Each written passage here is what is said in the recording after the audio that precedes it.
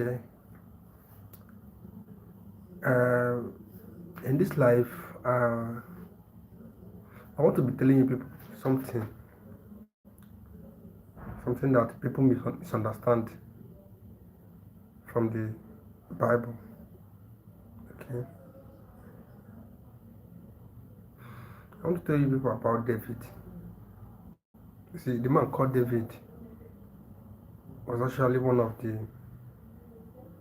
most important personalities in the Bible, and he played a vital role. Like, he made serving God very sweet, you know. So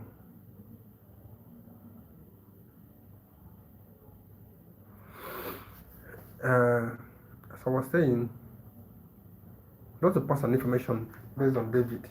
So David was not chosen because he was the youngest,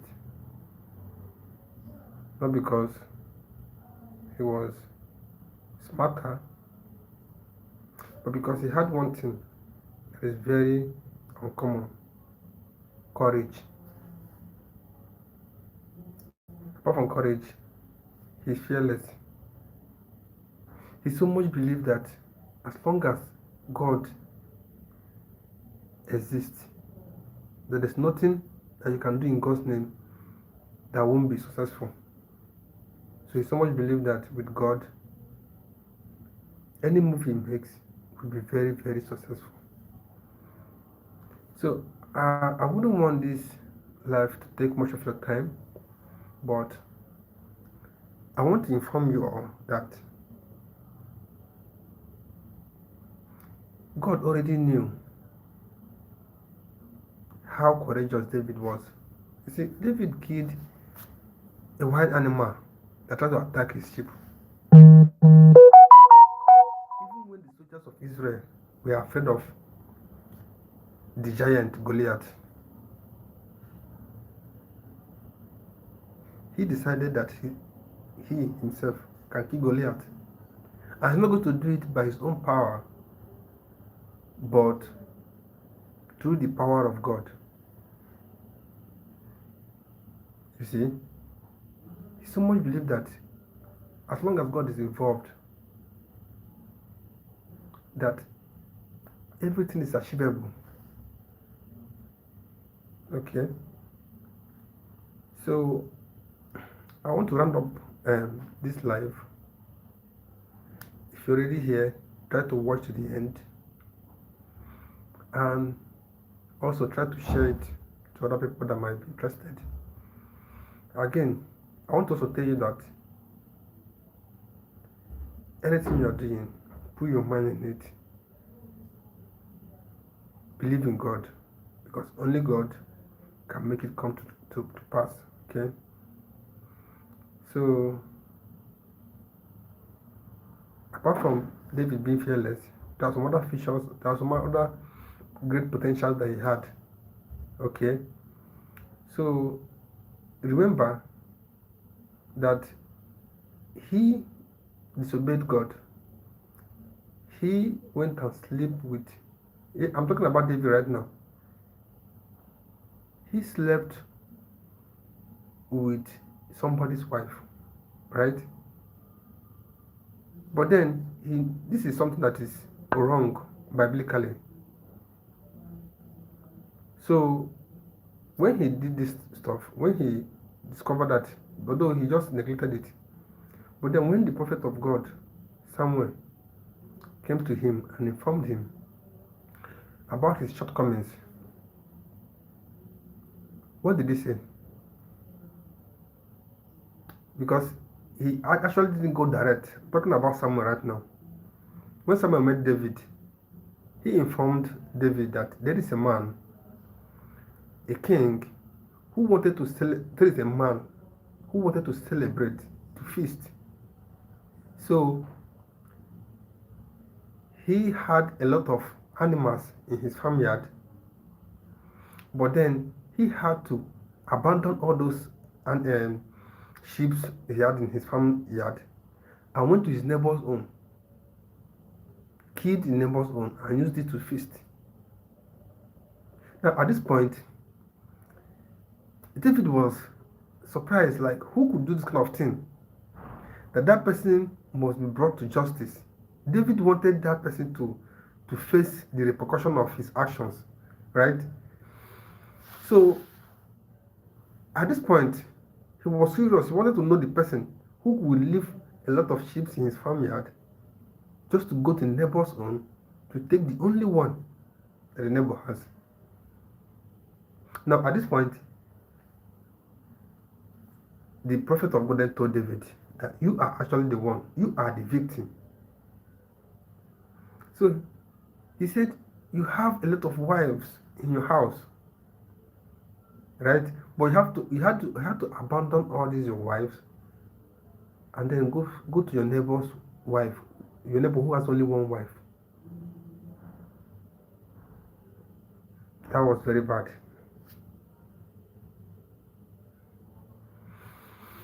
So that is this thing that happened, and it's very bad. David left all his wives and went to the neighbor's wife, only one wife that the neighbor has. And David had a lot of wives. He had to go to the neighbor's yard to go and sleep with the only wife that the neighbor has.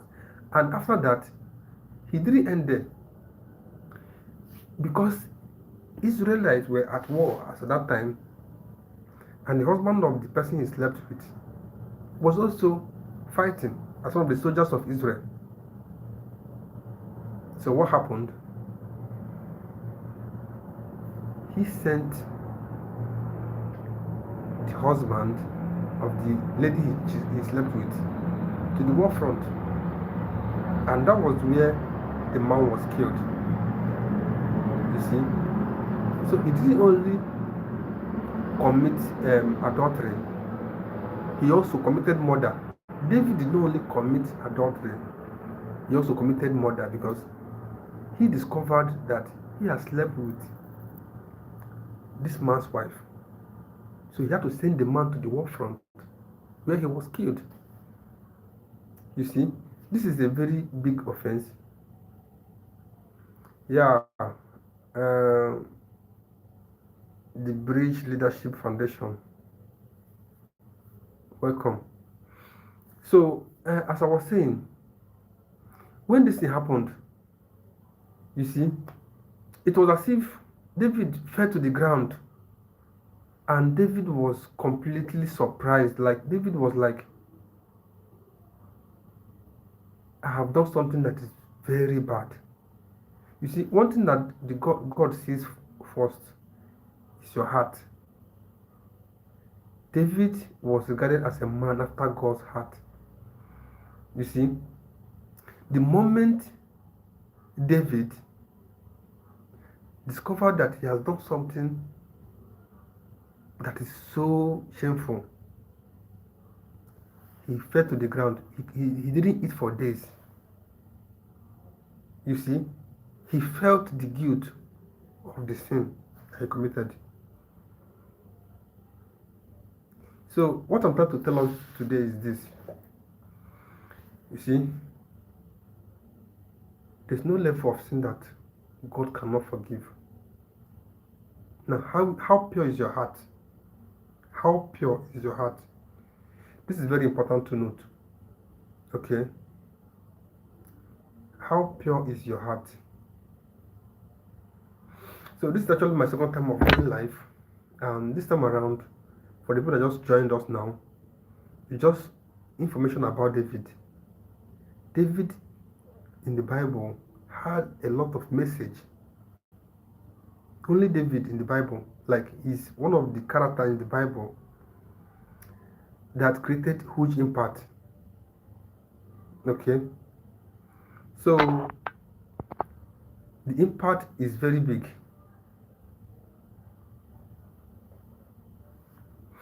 So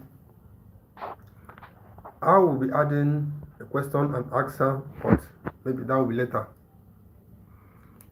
So if you have any question, you can also comment your questions, and if you have any contribution, anything you feel like to contribute, also try to drop it in the comment section. I'll be reviewing each and every one of it. Okay, so before I wrap it up for today, I want to tell you this: lessons to learn from David. Be courageous. You see, there are some difficult challenges you might be passing through, and sometimes you feel like all hope is gone. No, all hope is not gone. All hope is not gone, because I myself have faced a lot of challenges, and then I had one thing in mind. I had faith, added with courage. Okay, so again, also have a good heart. Be pure in heart. Make sure that your heart, your soul, your spirit believes in God. Trust God, okay, and keep doing the right thing. God that sees everything will eventually make a way for you where there is no way. He was like a bastard son from his family, that's David, and he rose from there to being the king of Israel. You see, that means no matter any situation where you are,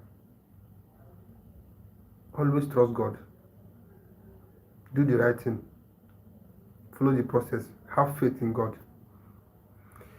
Okay, thank you so much, the people that joined, and I'll be ending this live as soon as possible. So please try to join us next time. We'll be having this live next time, maybe on Friday evening, like Friday evening around 9 p.m. Okay, set your timers by that time, 9 p.m. Nigerian West African time. Okay, thank you so much, and have a lovely evening. God bless you.